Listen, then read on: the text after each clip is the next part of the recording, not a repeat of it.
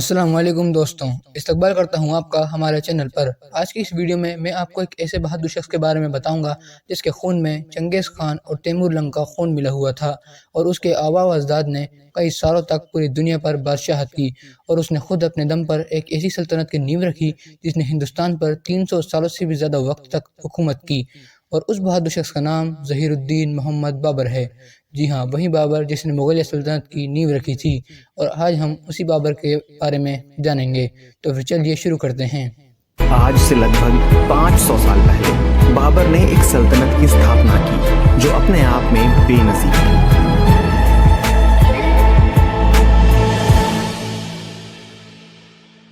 دوستوں، بابر کی پیدائش 14 فروری 1483 میں فرغنی کے علاقے میں ہوئی تھی۔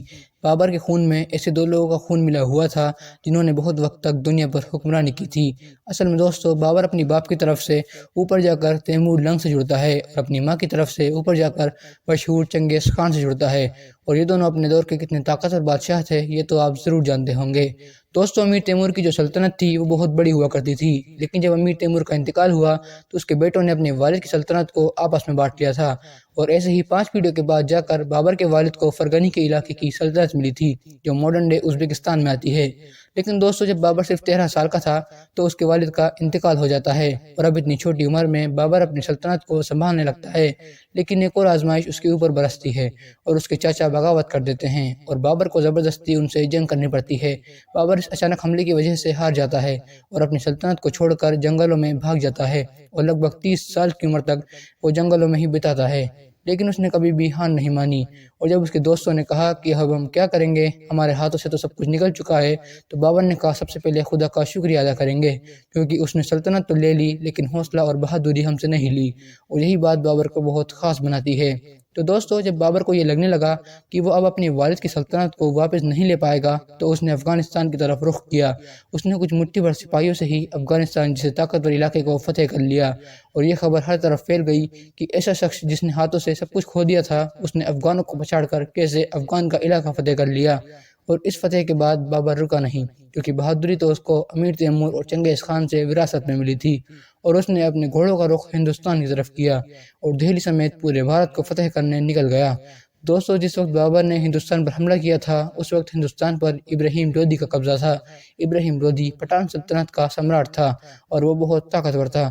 اس کے پاس لگ بھگ 1 لاکھ سے زیادہ کا لشکر تھا، اور ہزاروں ہاتھی تھے، ہتھیار بھی بہت زیادہ تھے، جبکہ بابر کے پاس صرف 13,000 کا لشکر تھا، ہاتھی بھی نہیں تھے اور نہ ہی زیادہ ہتھیار تھے۔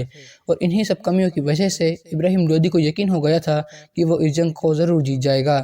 لیکن دوستو، شاید ابراہیم لودھی کو اس بات کا اندازہ نہیں تھا کہ بابر کے پاس ایک ایسا ہتھیار موجود ہے جو حد سے زیادہ طاقتور ہے۔ وہ ہتھیار تھیں توپیں۔ جی ہاں، یہ پہلی بار تھا کہ ہندوستان میں توپوں کا استعمال ہوا تھا۔ آخرکار بابر اور لودھی پانی پت کے میدان میں جنگ کے لیے آتے ہیں، اور اس طرح شروع ہوتی ہے فرسٹ بیٹل آف پانی پت۔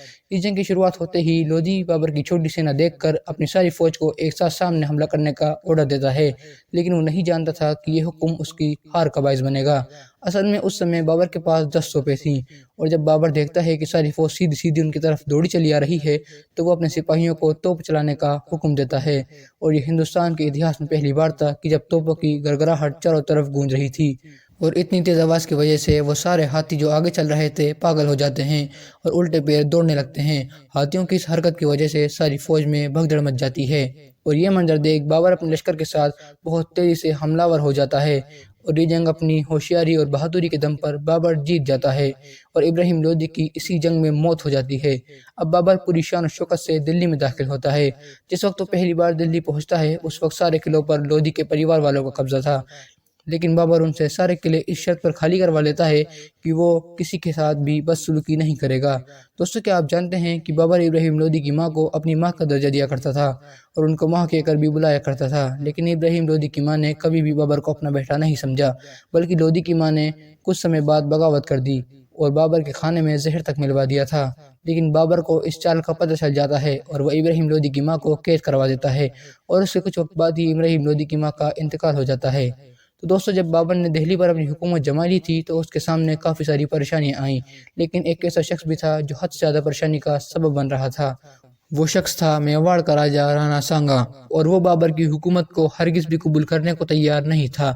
असल में राणा सांगा ये सोचकर बैठा था कि बाबर बाकी इन्वेडर्स की तरह आएगा और हिंदुस्तान को लूट कर चला जाएगा, लेकिन बाबर तो भारत को फतेह करने के बाद उस पर सल्तनत करने लगता है, और इसी वजह से राणा सांगा काफ़ी गुस्सा था।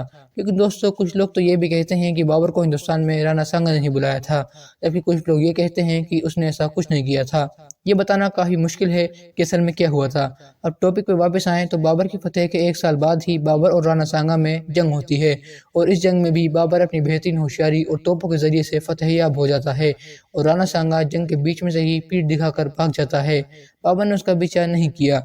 दोस्तों, इस जंग के 1 साल बाद ही राणा सांगा की मौत हो जाती है, और बाबर की मौत राणा सांगा के 2-3 साल बाद ही होती है।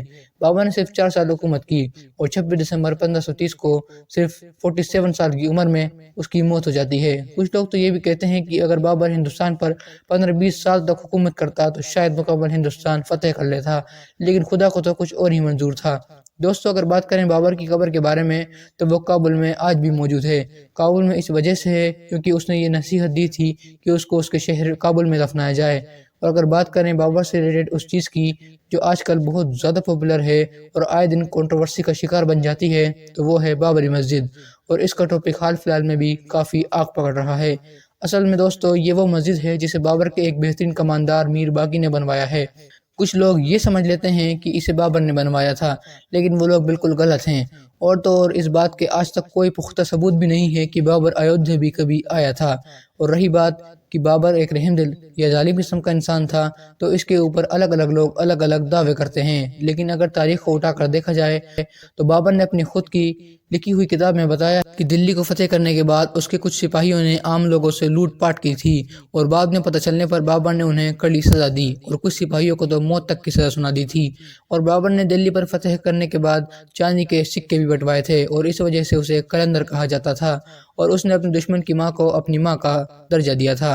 तो दोस्तों, इन सब बातों से साबित हो जाता है कि बाबर एक रहमदिल बादशाह था।